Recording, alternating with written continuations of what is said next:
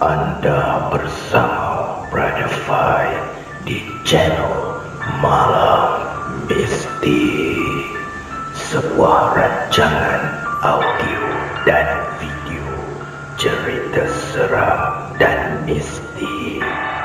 Semoga anda semua terhibur.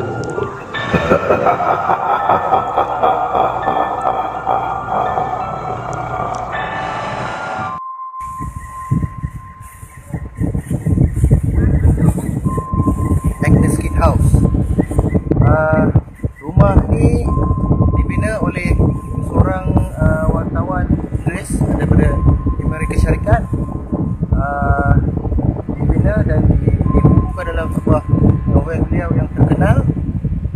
Dan pada tahun 1945 rumah ini pernah musnah dibedil bom oleh tentera Jepun. Dan rumah ni telah dibina kembali dalam bentuk yang asal sebagai museum. Jadi kita dapat saksikan inilah rekaan bentuk yang asal rumah Agnes House.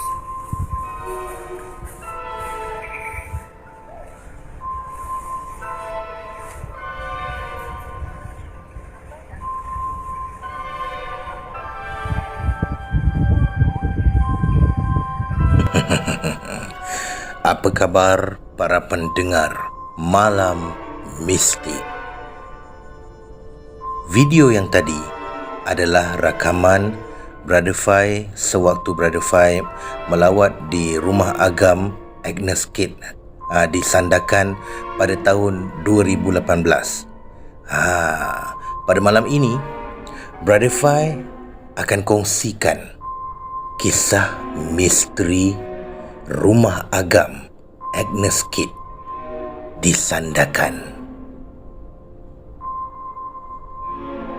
Kisah misteri penuh sejarah rumah agam Agnes Kid yang anda patut ketahui. Rumah agam Agnes Kid ini merupakan antara tempat tarikan pelancong yang berkunjung di Sandakan, Sabah. Rumah ini pernah menjadi kediaman Agnes Newton Kid, penulis buku tersohor dari Amerika Syarikat bersama suami beliau, Harry Kid, dan anaknya, Josh Kid.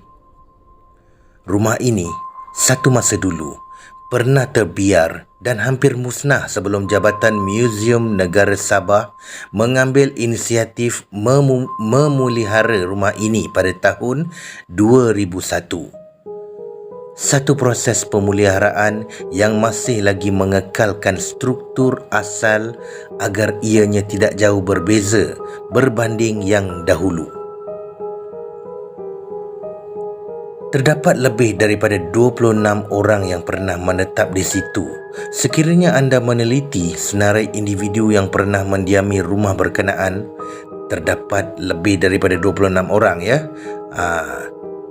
Namun anehnya, mengapa nama Agnes Kid yang diangkat sebagai penghormatan dalam menamakan rumah berkenaan? Ada cerita mengenainya yang mungkin anda tidak mengetahui. Selama Agnes Kid mendiami rumah tersebut, dia sering berada dalam keadaan yang gembira dan sangat bahagia bersama keluarganya. Namun, setelah beliau pulang ke Amerika, beliau telah meninggalkan sebuah catatan yang menyeramkan mengenai rumah tersebut. Tidak percaya pada hantu, Agnes Kid mengatakan bahawa beliau tidak percaya pada hantu. Tetapi setiap hari beliau melihat seorang wanita yang tinggi lampai mengucapkan selamat tinggal pada suaminya, kemudian mengambil bayinya dan turun ke jalan seorang diri, berdiri di hujung jalan dan menoleh ke belakang. Itu adalah catatan Agnes sebelum beliau balik ke Amerika Syarikat.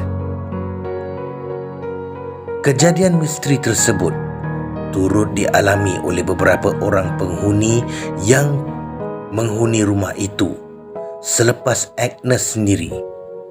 Misteri kedua merupakan Rosemary, isteri kepada G.L. Carson yang menetap di rumah berkenaan selama 12 tahun bermula dari tahun 1955 sehingga tahun 1967. Turut mempunyai perkongsian misteri saat ditinggalkan seorang diri ketika suaminya bertugas di Kota Kinabalu.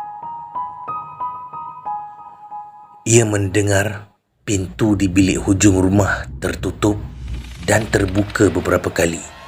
Menurut beliau, dia terbangun ketika waktu subuh apabila mendengar pintu bilik di hujung rumah tertutup dan terbuka beberapa kali. Tidak lama setelah itu, beliau mendengar tapak kaki berjalan menuju ke arah biliknya. Apabila membuka mata, dia melihat lembaga seorang wanita berdiri di hujung katilnya. Beliau tidak tahu apa yang berlaku setelah itu kerana pengsan akibat ketakutan. Misteri yang ketiga pula, apabila pembantu rumah yang bekerja ketika Tom Bales menghuni rumah berkenaan bermula tahun 1967 sehingga tahun 1968. Pada satu hari, ketika melakukan tugas, beliau tak semena-mena terserempak dengan lembaga seorang wanita yang sedang berdiri di atas tangga. Berikut adalah antara kisah-kisah seram yang telah diceritakan oleh penghuni-penghuni rumah tersebut.